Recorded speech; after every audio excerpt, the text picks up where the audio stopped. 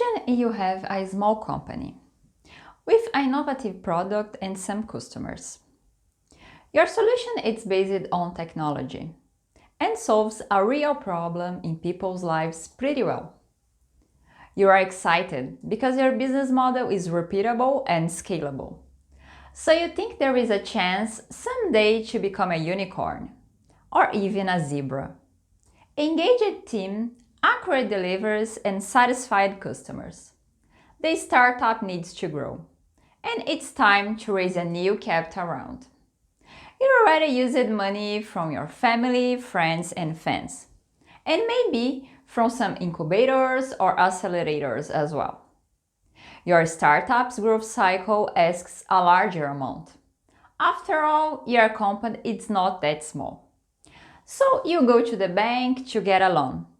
And you realize that collateral and strong cash flow are still required in traditional financing processes, although they don't participate in your startup's reality. You are facing the valley of death, the special moment when 9% of entrepreneurs fail. And the top reason is the difficulty in accessing external capital. How to ensure your company's survival if loans from friends are no longer enough and at the same time your business is too risky for a conventional model? Working in the traditional financial market for 12 years, my previous experience at the Brazilian Stock Exchange showed me many examples from the capital raising final stage, the IPO, when the company go public in the market. And I always wondered, why don't we use the same structure for startups and SMEs? At that moment, I started to involve myself in the alternative finance market. And my curiosity made me research the Brazilian players, write some technical articles, know many people who share the same opinion, and participate in a startup weekend at the Brazilian Stock Exchange, presenting a negotiation environment project for startups. After 2 years of researching this topic in Brazil, I had the opportunity to come to Germany as a German Chancellor Fellow to understand how this alternative market developed itself around here. Hosted by the German Crowdfunding Association, I found some remarkable aspects that have been supported the early stage ecosystem and making a big difference in startups' lives. First, most German startups are in the early development phase. In 2020, this number reached 73%, showing the importance of having a well-structured financing framework to ensure that any initial venture has access to capital. In this context, the alternative finance market has grown very expressively, promoting early-stage businesses and showing its relevance in keeping the entrepreneurial ecosystem, especially in crisis times.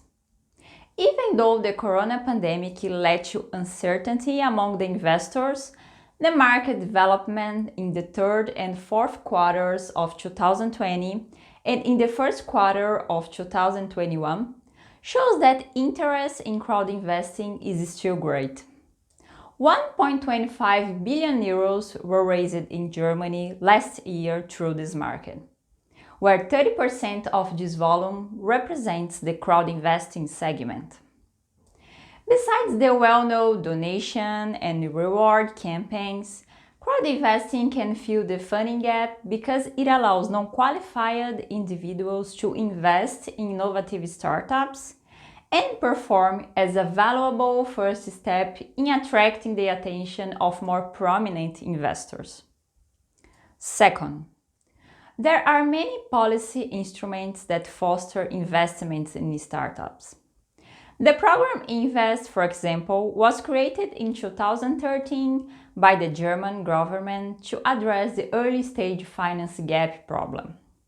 And although the incentive is aimed at business angels, the negotiations mostly happen inside a crowd-investing platform.